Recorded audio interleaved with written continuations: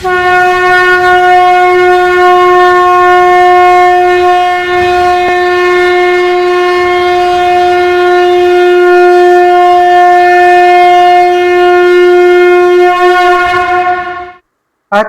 ज्येष्ठ शुक्ल एकादशी व्रत कथा अर्थात निर्जला एकादशी व्रत कथा। भीमसेन बोले, हे महाबुद्धि पितामह, मेरी बात सुने। युधिष्ठिर, कुंती, द्रौपदी, अर्जुन, नकुल, सहदेव ये एकादशी को कभी भोजन नहीं करते और वे मुझसे कहते हैं कि हे भीमसेन, तुम एकादशी को भोजन मत किया करो। मैं उनसे कहता हूँ कि हे तात, मुझसे भूख सही नहीं जाती। मैं दान करूंगा और विधि पूर्वक केशव का पूजन करूंगा, परंतु बिना उपवास किए एकादशी के व्रत का फल कैसे मिले? भीमसेन का वचन सुनकर व्यास जी बोले, तुमको स्वर्ग अत्यंत प्रिय है और नरक बुरा मालूम होता है, तो दोनों पक्ष की एकादशी को भोजन नहीं करनी चाहिए। भीमसेन बोले, महाबुद्धि पितामह, मैं आपसे कहता हूँ, एक बार भोजन करने से मुझसे रहा नहीं जाता, फिर उपवास कैसे करूंगा? हे महामुने, वृक नाम का अग्नि सदा मेरे पेट में रहता है। जब मैं बहुत सा अन्न खाऊं तब वह शांत होता है।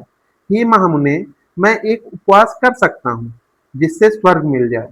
उस एक व्रत को मैं विधि पूर्वक करूंगा, इसलिए निश्चय करके एक व्रत को बतलाएं जिससे मेरा कल्याण हो। व्यास जी बोले, हे नराधिप, तुमने मानव धर्म और वैदिक धर्म सुने, परंतु कलयुग में उन धर्मों के करने की शक्ति मनुष्यों में नहीं है। सरल उपाय, थोड़े धन और कम परिश्रम से महाफल प्राप्त होने की विधि मैं तुमसे कहता हूँ, जो कि सब पुराणों का सार है। जो दोनों पक्षों की एकादशी का व्रत करता है वह नरक में नहीं जाता। व्यास जी का वचन सुनकर बड़ी भुजा वाले भीमसेन पीपल के पत्ते की तरह कांपने लगे और डर कर बोले, हे पितामह, मैं क्या करूं? मैं उपवास नहीं कर सकता। इसलिए हे प्रभु, बहुत फलदायक एक ही व्रत मुझसे कहिए। व्यास जी बोले कि वृष या मिथुन के सूर्य में ज्येष्ठ मास के शुक्ल पक्ष की जो एकादशी है, उसका यत्न पूर्वक निर्जल उपवास करना चाहिए। स्नान और आचमन में जल का निषेध नहीं है। मासे भर सुवर्ण का दाना जिसमें डूब जाए, उतना ही जल आचमन के लिए कहा गया है। वही शरीर को पवित्र करने वाला है। गौ के कान की तरह हाथ करके माँ से भर जल पीना चाहिए। उससे थोड़ा सा अधिक जल पीने से मदिरा पान के समान होता है। और कुछ न खाए, नहीं तो व्रत भंग हो जाता है। एकादशी के सूर्योदय से दूसरे दिन के सूर्योदय तक जलपान ना करें। ऐसा करने से 12 महीने की एकादशी का फल उसको बिना यत्न के ही मिल जाता है। फिर द्वादशी को सवेरे निर्मल जल में स्नान करके ब्राह्मणों के लिए जल और सुवर्ण का दान करें। फिर व्रत करने वाला कृत्य होकर ब्राह्मणों सहित भोजन करे। हे भीमसेन, इस प्रकार व्रत करने से जो पुण्य होता है उसको सुनिए।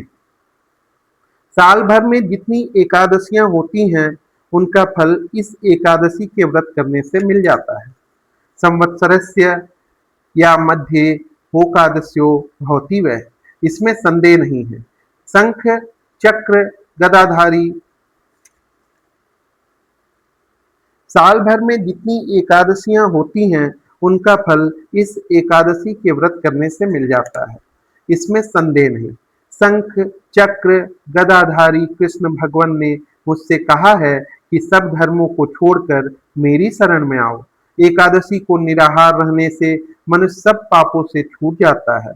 कलयुग में द्रव्य दान से शुद्धि नहीं है, स्मार्त संस्कार से भी सदगति नहीं होती। इस दुष्ट कलयुग में वैदिक धर्म भी कहाँ है? हे वायुपुत्र, बार बार विशेष क्या कहूँ? दोनों पक्षों की एकादशी में भोजन न करें। ज्येष्ठ के शुक्ल पक्ष की एकादशी में जल भी वर्जित है। हे वृकोदर, इसका व्रत करने से जो फल मिलता है उसे सुनो। सब तीर्थों से जो पुण्य होता है और सब दान करने से जो फल होता है, हे वृकोदर, वह फल इस एकादशी का व्रत करने से मिल जाता है।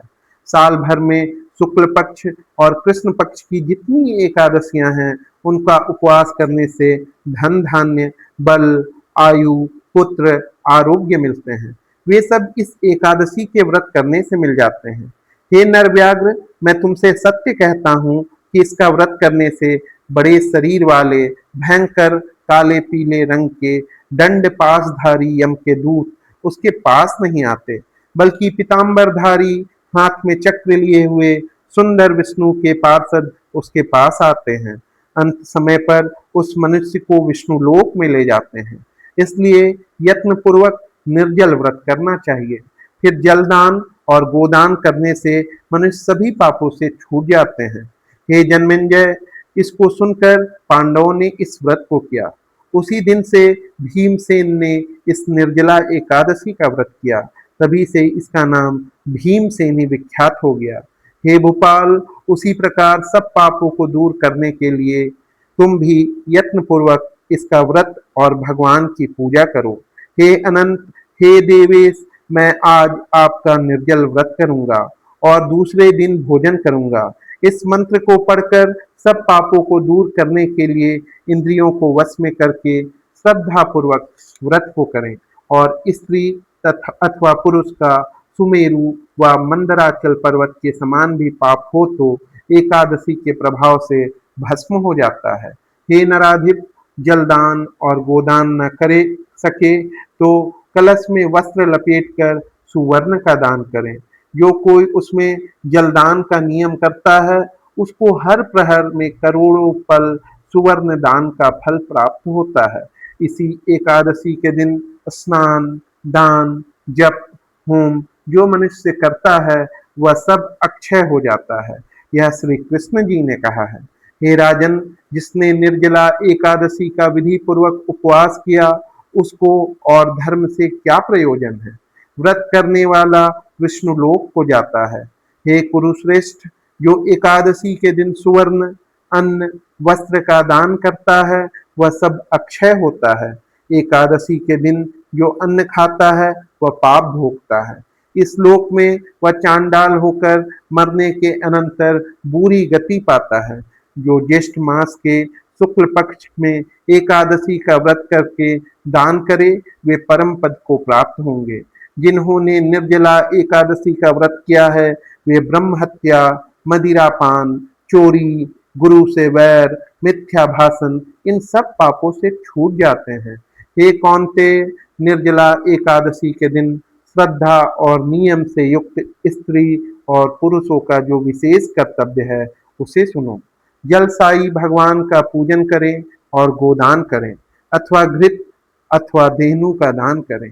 हे धर्मधारियों में श्रेष्ठ, अनेक तरह के मिष्ठान्न और दक्षिणा देकर ब्राह्मणों को प्रसन्न करें। ब्राह्मणों के प्रसन्न होने से मोक्ष देने वाले भगवान भी प्रसन्न होते हैं। जिन्होंने इसका व्रत नहीं किया उन मनुष्यों ने आत्मा से द्रोह किया है।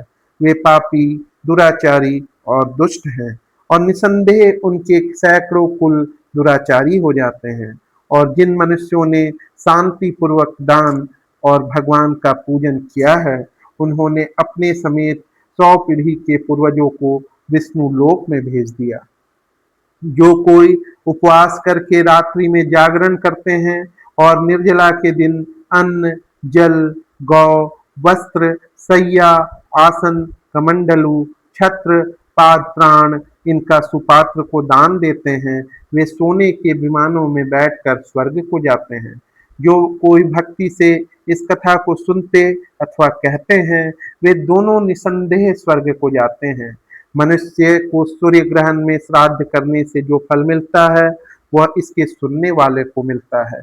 दातून करके इसका नियम करना चाहिए। द्वादशी के दिन गंध पुष्प जल और दीपक से देवताओं के ईश्वर वामन जी का पूजन करना चाहिए।